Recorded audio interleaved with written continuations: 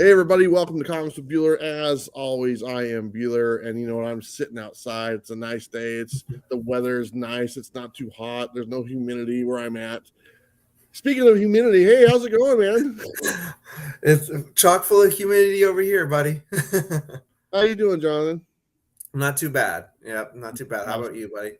I'm doing really good. You know, I just got back from San Diego Comic-Con, and I had a blast. I'm And jealous. I talked to you before I left. I said, hey, we need to get together and talk about your new Kickstarter campaign. So let's just jump into it right now because, you know, we Cool. just like to get to the point right away. But let's talk about that Kickstarter campaign that just started about a week ago. And Yeah. why don't you just kind of tell us about it? I'll give it to you.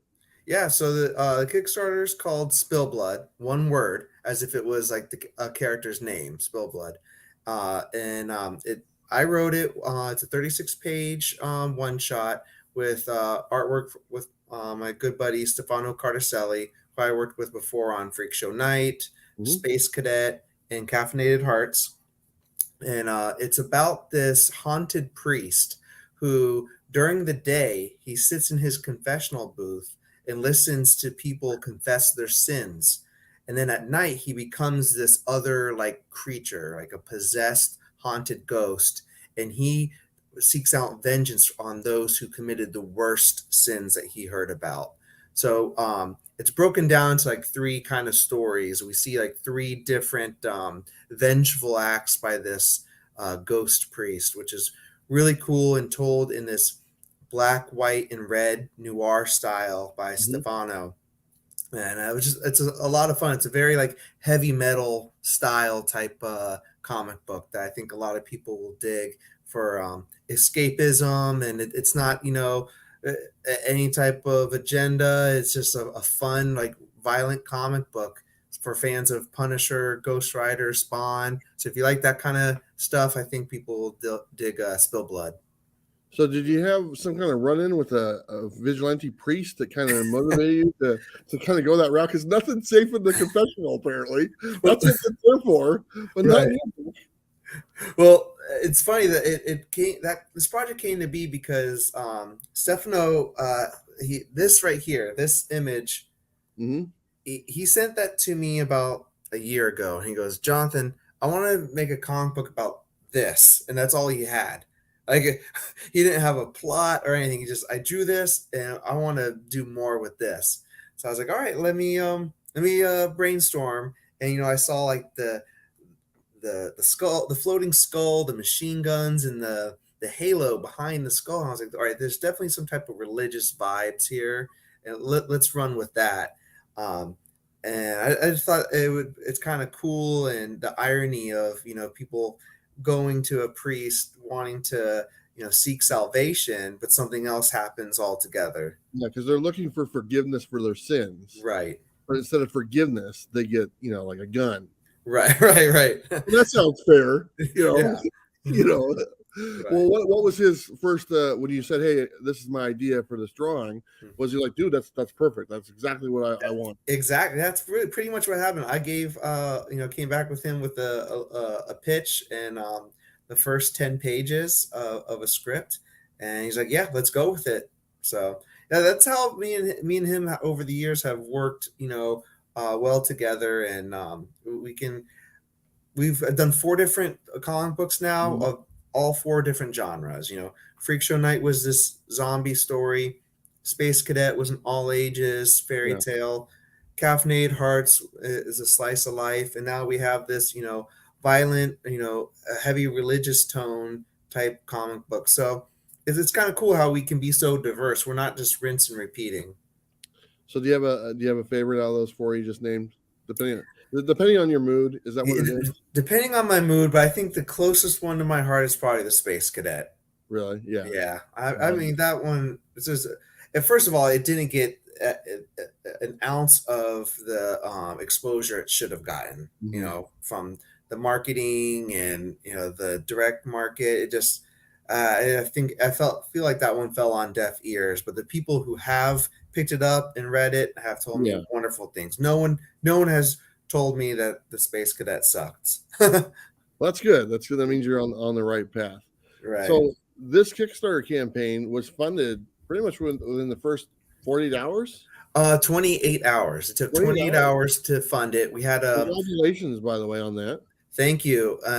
It's always nerve-wracking when you launch a Kickstarter because you never know how it's going to be, perceived and what the response is going to be. So with this one, I learned from every Kickstarter, Yeah. and I take the good, I take the bad, and I learn from it. And then I also try to expect the unexpected.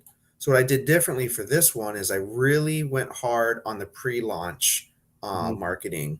And I waited like 3 weeks before I went live, built up a following for it before I hit that launch button, and it paid off. I've been doing giveaways. The first day backers are all entered into a raffle to get that print that I just held up. Nice. On day 5, I announced another giveaway for a free T-shirt of SpillBlood for anyone who backed in the first 5 days. So I'm like doing a lot of trying to give away and keep people, interested and engaged and feel like they're part of this instead of just pledging their money and waiting 6 months for, their comic book to get in the mail. So with that being funded right away, now you're sitting at different tiers that you're hitting and different bonuses. Yep. So all the people who have pledged, as you keep on being funded, because like I said, you're only about a week into it, so there's over 20 days left.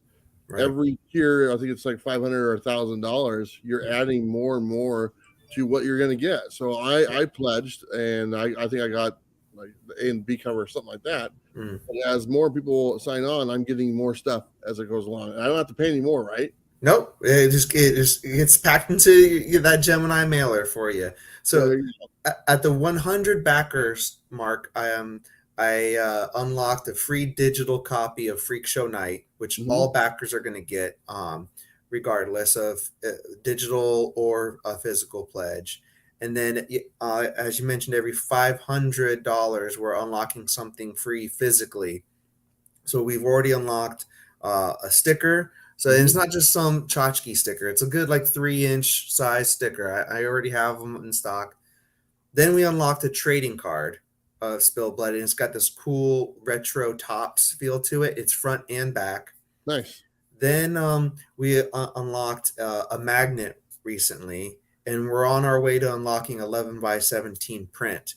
Cool. And after that, I'm going to have to start coming up with things, which is a good problem to have. Yeah, because you're definitely going to hit that. I mean, I just looked at, you just unlocked the magnet. You'll probably unlock the print within a few days. The way it's going, if it keeps on going that direction, there's no reason it's not going to. So you're definitely going to have to come up with more and more stuff. Which is, like you said, that's a great problem to have. I'm really happy to see it doing well. Thank you. And let me ask you a quick question. Am I in this book? I feel like I ask you this every time. And what a perfect way to write me into the book. It's going to a confessional. Yeah. I'm sorry I hit that guy on the freeway. It was an accident. I didn't know they had speed bumps on the freeway. We still have some artwork to complete, so there's still room to squeeze some Bueller in there. Oh my gosh. I've been told that the appearances on a cover don't count as a first appearance. So even though I've been on the cover a couple of times, it's not really an official first appearance until I'm actually in a book. Yeah, you got to be in a story. Yeah, I'm putting it out there, man. You might have first dibs, and like I said, I totally give you permission to keep me as many ways as you want. So it will happen, I guarantee it. But so the artist on here, like you said, you worked with him for a few times and stuff. And the book is totally done right now, or you said you still had a few more pages left? We still got a little over half of it to complete. But I've never had a Kickstarter not get fulfilled within less than 6 months. I don't see why this one isn't going to get done sooner too. It's not like I'm first time working with this artist. We've run, this is our third Kickstarter project together, so we know how this is supposed to work, and that I'm basing it off of the estimate he gave me, so hopefully it could be done even sooner. Well, I'm pretty excited. I've been checking it every day ever since you kind of posted it, and As you know, Thank I you. always share all your stuff whenever I get a chance to. Yes, I appreciate it. And everyone who's watching, him and I are really good friends, just so you guys know. And I'm biased. I'll just tell you guys now. We've had coffee together. We hung out together. I've known him for years, and I wish him nothing but success. He deserves it. We're going to come back to the Kickstarter campaign towards the end, but I want to get into some other stuff because, like I said, we're friends. We've talked a lot. We've talked about a lot about the industry, a lot about the business, a lot of hurdles that you've had to go over, and different publishers that you've dealt with. Now, I don't want you to, talk stuff that might get you in trouble or legal wise, but I do want people to realize that it's not all roses and stuff when you're an independent creator. What are some of the things that were surprised for you that you're coming up against all the time? Because, like I said, I don't want to give too much away because, like I said, we've talked. Right. But you seem to get hurdles almost every place that you go. That you're like, come on, I'm like, what is the deal? And how do you bounce back from that? And what are some of those things that you're encountering?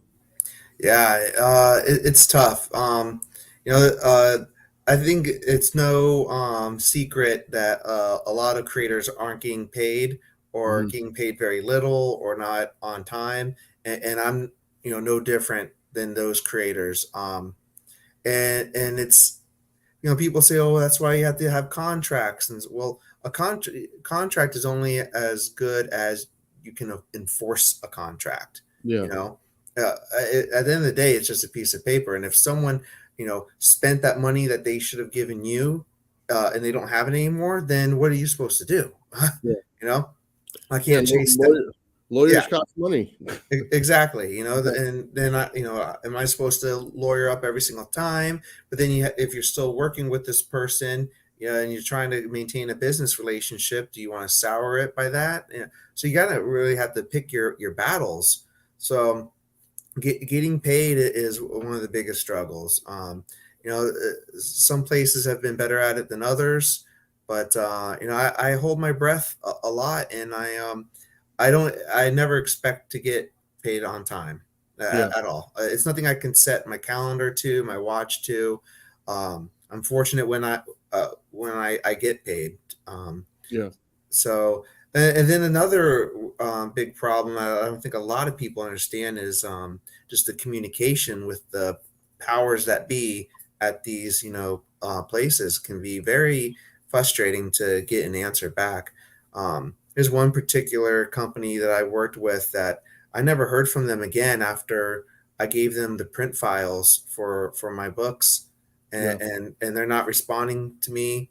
And it's been we're coming close to a year from when the books came out, and I don't have sales information, which means I'm probably no close to getting any royalty checks if they're not even transparent about the sales. And I've even had people approach me that wanted to do something extra with those books that would generate more sales. And so I try to communicate with this company about it, and still deaf ears. And here's the opportunity to make more money, but nothing. So I have very little pity for some of these companies that are struggling because some of them are just not being managed properly. Yeah. And I've experienced that a little bit myself in the past and stuff. And it just, you can tell a well-oiled machine as opposed to one that's not. Right. And unfortunately, a lot of the smaller independent companies, and I wish them all well. I hope that they all get to the point they want to be at. But at the time being, it's a lot of just like, people don't really know what they're doing. Don't really know how to market a book or to promote a book or even to return a phone call. Right. And you guys that are putting books out there or trying to put books out there, I mean, right now, the best thing to do, it seems like, is doing a Kickstarter campaign. Yeah. And doing it all yourself, which is a lot more work, Yep. And, but like I said, you and I have talked about many things, and I know your frustrations that you've dealt with and stuff. I also wanted to hit on the recent decision that you just made about one of my favorite books. And I know that wasn't an easy decision for you to make. And I want to kind of give you the floor. I know you explained it a little bit, but I know a lot of people asked, some questions about, but I'm referring to the Recount. Yeah. And which was one of my favorites. Is the reason why me and you met. You decided to no longer go forward with the Recount. What was it, term 2 or something like that, or second term? Yeah. second term? There you go. Yeah. How hard was that to make that decision? It was very hard, but as I got closer to making the decision, I became more accepting of that decision. Because I didn't want to let it go for the longest time, and I Yeah. put a lot of effort to keep momentum.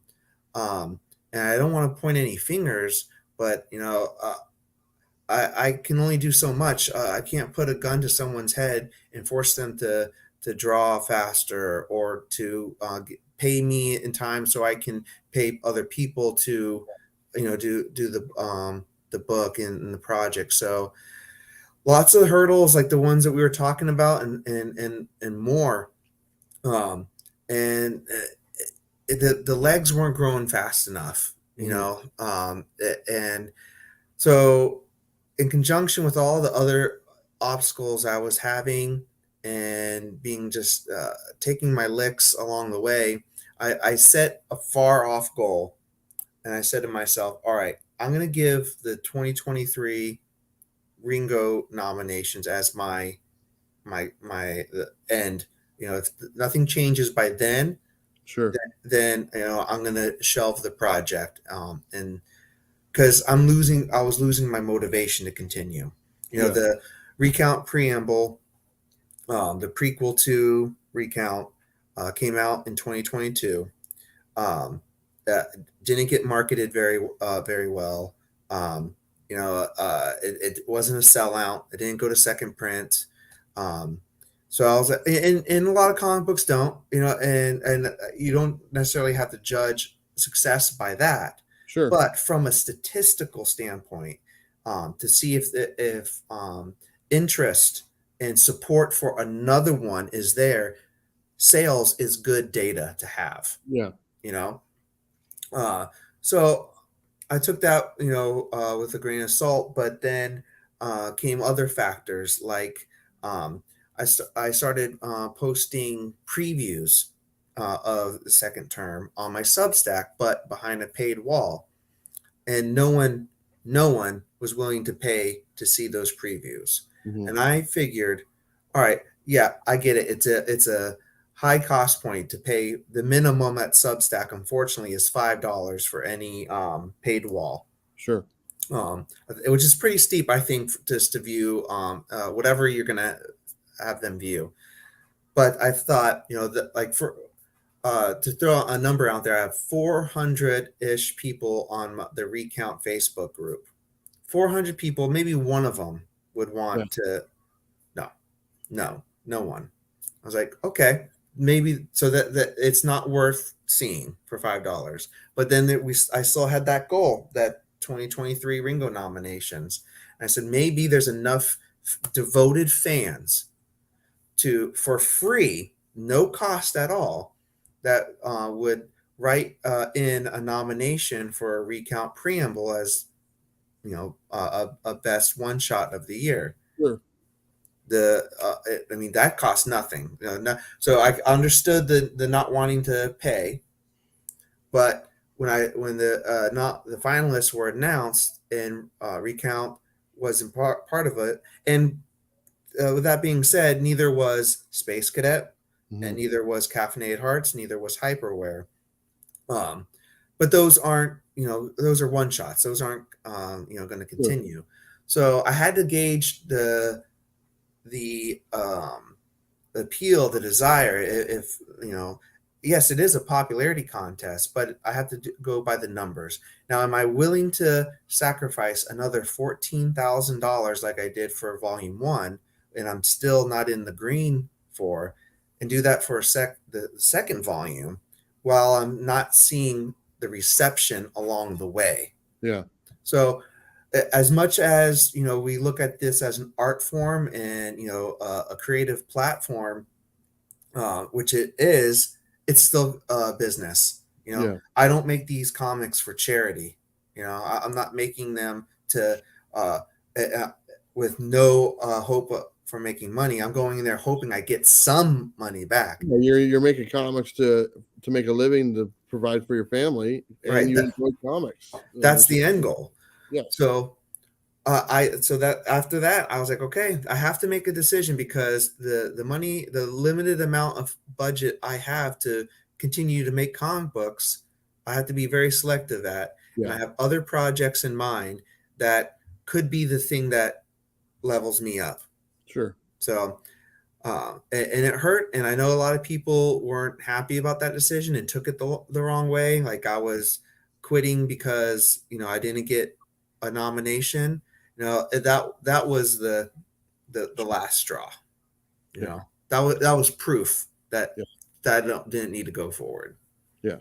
I understand what you're saying, and it's a totally different thing. But doing YouTube, how much time do I want to put into a video series that nobody really gets a response to? Yeah. And when I know I could maybe go a different direction and find the audience there, and that's where you're going. You're trying to find an audience, right? And if you're not getting the reception you're looking for, you have to move on. You have to, do the next Kickstarter campaign that looks like it's finding an audience right now. Right. You can't spend too much time because you've already put a lot of time into it. I mean, you already did the recount. You already did the preamble. You already did that stuff. Yeah. And you do have to move on. Unfortunately, I was a huge fan, and I really loved it. And when you sit here and tell me that it's shelved, I hope it's not shelved forever. Right. And whether that's 5 or 10 years down the road, or maybe 20 years when we're old men, right? And you revisit it, I'll be there looking to buy it, my friend. Yeah, so thank you. I appreciate you doing that, and like I said, it's the book that kind of brought us together. That's right. That book was a hit. I loved it. I was like, I remember. I think it was what was this Page?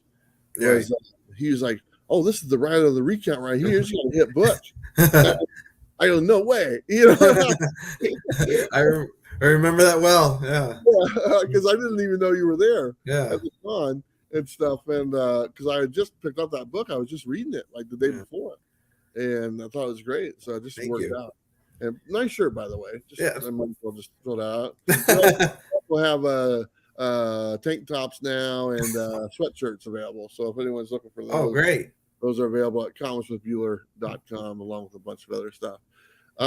Let's go ahead and go to your other book, the Dream Master. Is that are you still working on volume 2?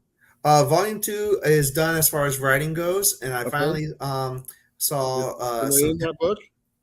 Are you in that one? What the hell? Maybe. I gotta call Dimitri. Maybe. Maybe. Oh my God! You're like, don't print it yet. Hold on. So Dimitri, we have an edit. We got to edit right here real quick. Throw a vest on that guy and call him. right. But what's going on there? So I completed my part of volume 2, and I started to see pencils come back from the artist Luigi Baricelli, who was the artist in the first volume. So he's returning for volume 2, and he's artist, by the way. Yep, he's killing it. So I'm hoping we'll see volume 2 by maybe the beginning of next year. I'm not sure. It's out of my hands. Yeah. And Blackbox gave me the green light to start writing volume 3, and we already have even discussions about what we're going to do in volume 4. So hopefully I can continue to make Dream Master as long as people like it. Yeah, volume 4 is the resurrection of Bueller. Right. The rise of Bueller. Yeah, the rise of Bueller. Oh my God. Someday. I don't. Well, I'll just keep bugging you until you fold. Well, that's really cool, man. I really enjoyed that series. Obviously, the first 5 issues are out. They've all been out now for a while. Yeah. I read the whole series. I liked it quite a bit. Thank you. I said the artwork was fantastic. Some really cool covers. Yes. I'm hoping a lot of people got a chance to check out that book. Right now, it's kind of, I'll be honest, it's kind of a downtime for Blackbox Comics. They actually don't have any issues out on the shelves right now. Yeah. They have a new one coming out towards the end of the year. Right. And I hope you guys pick that up. But they do have some stuff on their website. You can check it out and some trades and everything. And but they got really good quality books. So I enjoy it. And right here, he did one as well that he didn't put me in. He was supposed to. It's okay. Anything else besides this Kickstarter campaign? Yeah. 6 months from now, what's going on? I got Quicksand in stores right now with Scout Comics.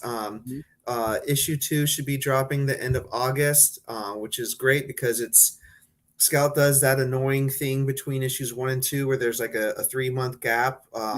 They say it's to help the comic shops gauge how much they should order for issue 2.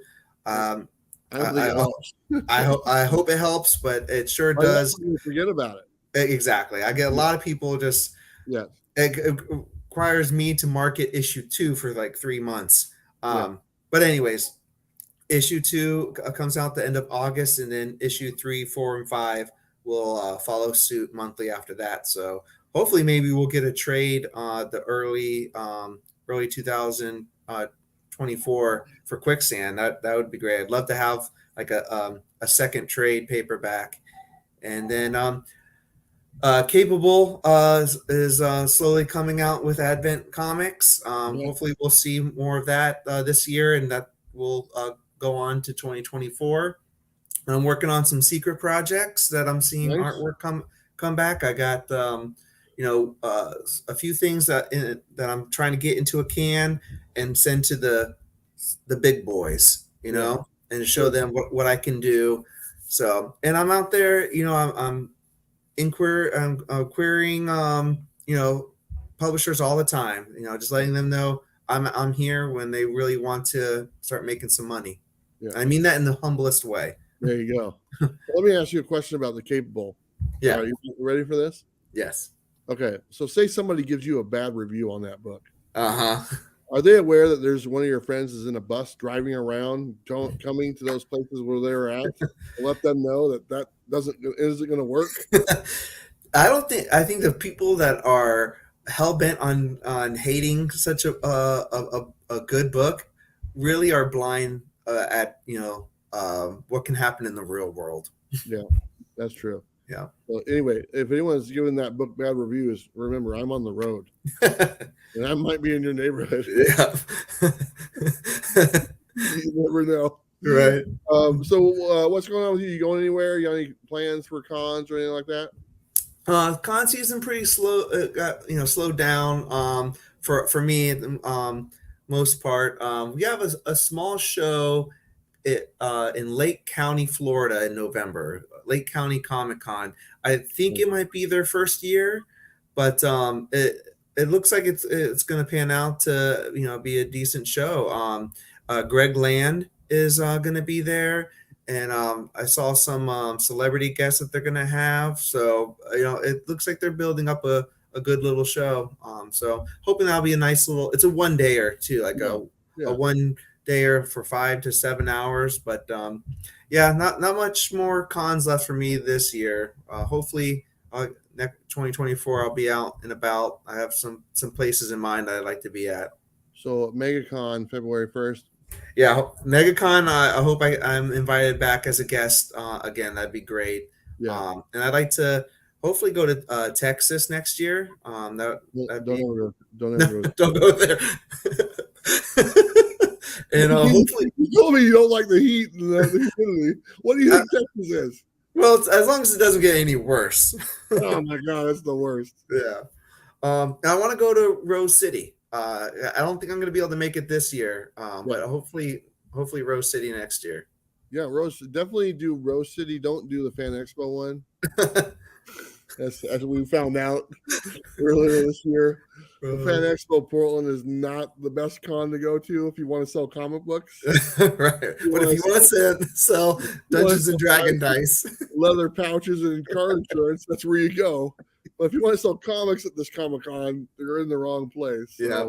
Better luck in the parking lot. Yeah, you definitely would probably enjoy Rose City. And also, and keep it in mind for next summer, Washington State Summer Con. Washington State Summer Con. Okay. Yeah, I would love to get you there. That's the con where I'm the host at. Oh. And I can probably I'll talk to Steve and see if we can't get you down there next year or something like that. It'd be really cool to have you. Yeah. Let's go ahead and get back to your Kickstarter because I want to close with that as well. One more time, how many more days we got left? And just in case someone is just for some reason to skip the first 4 minutes, tell us what it is one more time. So SpillBlood's a 36-page one-shot, black, white, and red noir comic book about this haunted priest who listens to people's confessions all day long in his church, and then at night he turns into this spirit-like entity with machine guns and takes out the worst sinners that he's heard during that day, and seeks vengeance on those people that are committing, these terrible atrocities. We got a little under 3 weeks left. We're fully funded. We unlocked a lot of extra free stuff. For the minimum physical reward tier of $8 plus shipping, you're going to get more than what you would get from a big 2 book. You're going to open up that Gemini mailer and extra goodies are going to spill out in addition to your hard copy. So please check it out. I also saw in there the different tiers that you can get. There's tiers where you can get original artwork. Yep. There is a tier which I actually thought was pretty good. So tell your comic shops there is a comic shop tier. I'm pretty sure anybody could order it, but it's 25 copies of the book. It's 20 copies of one cover, 5 copies of another cover. Right. And I believe that's $80. Yeah, that's 80 plus shipping. That's our retailer tier, and that gets a local comic book shop basically the copies at cost. I'm not getting anything out of that. It's just a way for a store to get my comic books in their shop on their shelf, and if they think they can make money off of it, which they should be able to sell a 36-page comic book for $6.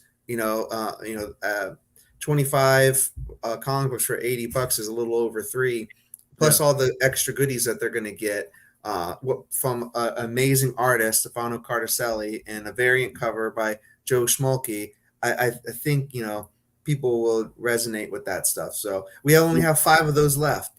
Half of the retailer tiers are already gone. So, they're limited. Okay. Yes. Yeah. I like to limit my retailer tiers on my Kickstarters just so I'm not flooding the market too. Yeah.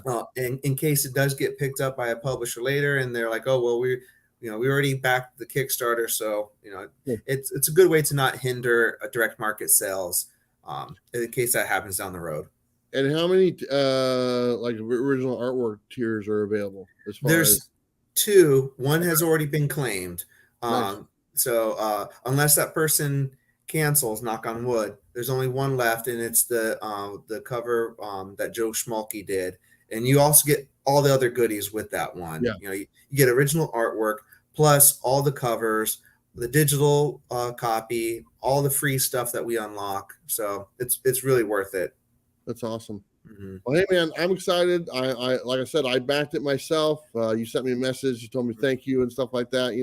I believe you're like one of the only places I've ever backed as far as a Kickstarter. You and Claire Meath are like the only 2 I've ever backed and stuff, and it was my honor to be able to do so. Man. I appreciate that because I have pretty much every one of your books. Yeah, thank you. I think I do. Yeah, I'm pretty close. If you're missing something, let me know. Well, I'm always looking to see if I'm in them. And so far, I'm just disappointed.